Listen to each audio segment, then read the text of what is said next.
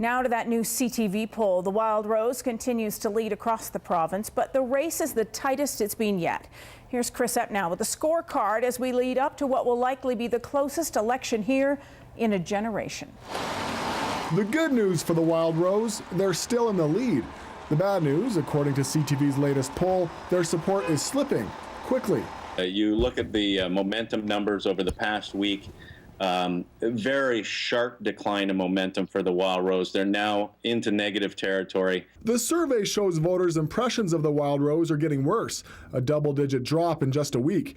The Tories have actually inched up in support, but still strike a negative tone with voters. Overall, the Wild Rose remains out front across Alberta with 41% of support, an 8-point lead over the PCs. The NDP and Liberals are tied with 11% each. In Calgary, the results are strikingly similar. Again, the Wild Rose are 8 points ahead of the PCs. The NDP hold their provincial support, but the Liberals are trailing off. The poll that counts most is on Election Day. So we'll find out.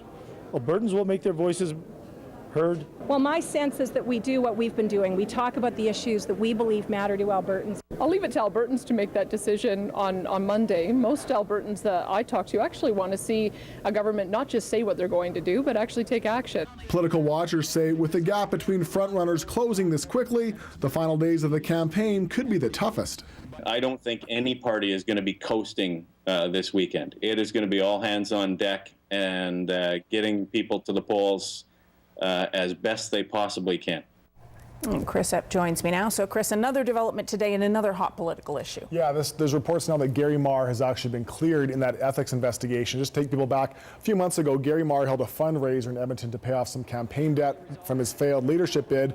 But some said it looked like he was basically offering access, special treatment to people who bought a ticket because he was actually now the envoy, Alberta's envoy to Hong Kong, where he liaises with business leaders there in Asia. So people said this is inappropriate. Alison Redford ordered the investigation but says she's no longer part of it. So we're hearing today that he's actually been cleared. The government wouldn't confirm that. Gary Marr himself, we tried to get a hold of, didn't confirm it with him either. And Alison Redford herself said, I'm actually no longer part of this process, so I'm not sure. She said she hadn't heard either. But that whole issue was kind of hanging around the PC's necks as well for the last few weeks. So presumably good news for Gary Marr if it is in fact true. Still questions though about what will happen in his future. All right. That's right. Thanks, Chris.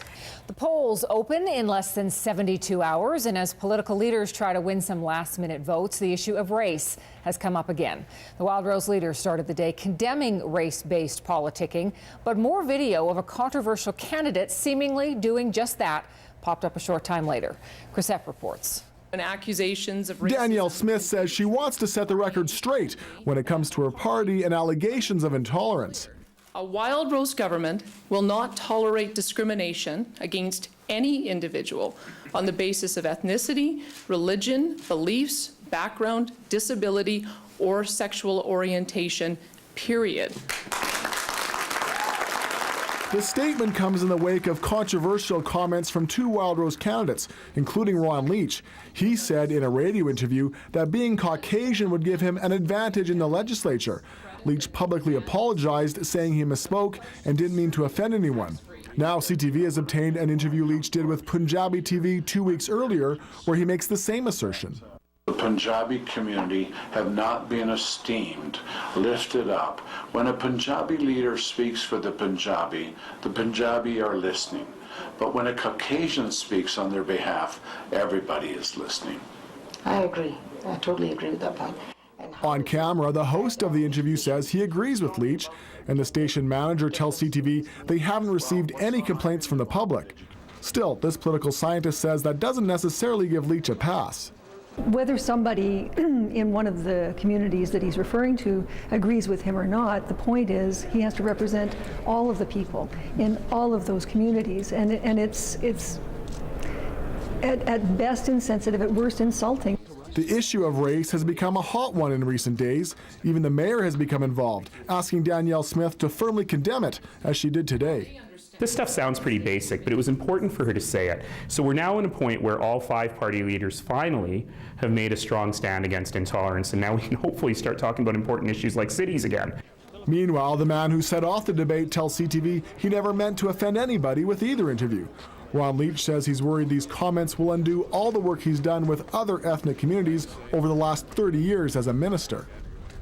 And Chris joins us now. Now, in the past, Leach has said he misspoke. Yeah. You spoke with him today. What does he say he was trying to say? Yeah, and he didn't want to go on camera. He said he's kind of gotten himself into trouble doing these interviews, but he says, look, what I'm trying to say is I've worked with several different communities, and therefore I think I'd be a good person to represent them in the legislature. He says that's the point he's been trying to make, which seems to have been lost. Okay. The Wild Rose also has filed a complaint over some alleged robocalls. What can you tell us about that? Yeah, that's right. Danielle Smith says over the past few days, people living around Grand Prairie have been getting dozens and dozens of calls, automated calls, purporting to be from the Wild Rose. But she says the automated message, while it's legit, it's one that the party uses, is not coming from them. They say they only call once, but somebody appears to have recorded one of those messages where the Wild Rose calls and promotes themselves. They've recorded it and are calling the same homes 30 times a day, she thinks, to turn them off the Wild Rose party. That doesn't make any sense for our political party to bombard our supporters with that kind of nuisance. So we have deferred, our candidates have contacted the RCMP, and we've registered a complaint with Elections Alberta.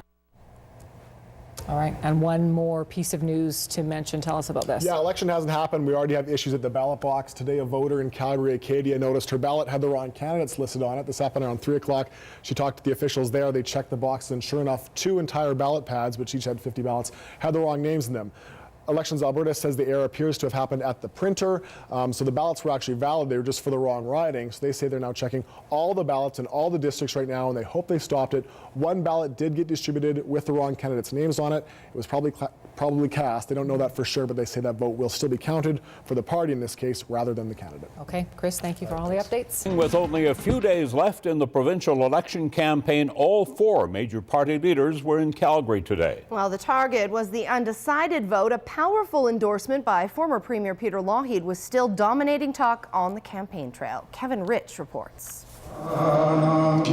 Headed into the last week of campaigning, Alison Redford and Danielle Smith spent Sunday targeting the ethnic vote.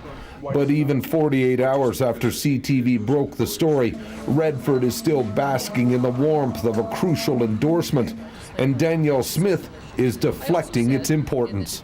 It actually is kind of sad that they have to go to that extent to try to seek endorsements from prior premiers. Normally, premiers do take a step back after they've left public office. I think it just shows the state that the PC party is in right now. Surrounded by Tory voters at a Northeast temple, Alison Redford told reporters support from Lougheed cannot be undervalued.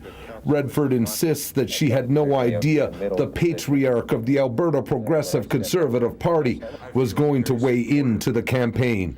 He was a man who was progressive. He invested in communities. He was committed to public education, public health care, and to ensuring that communities right across this province were supported and were allowed to grow. NDP leader Brian Mason says the Lougheed endorsement should have been expected. He says Redford is desperate. I do notice that in previous PC elections, they haven't been so desperate as to require endorsements from Peter Lougheed. This time they are. Liberal leader Raj Sherman says he was somewhat surprised by Peter Lougheed's decision to back Redford. He says they are 2 very different people and 2 very different parties. They've corrupt. They've lost the moral authority to govern.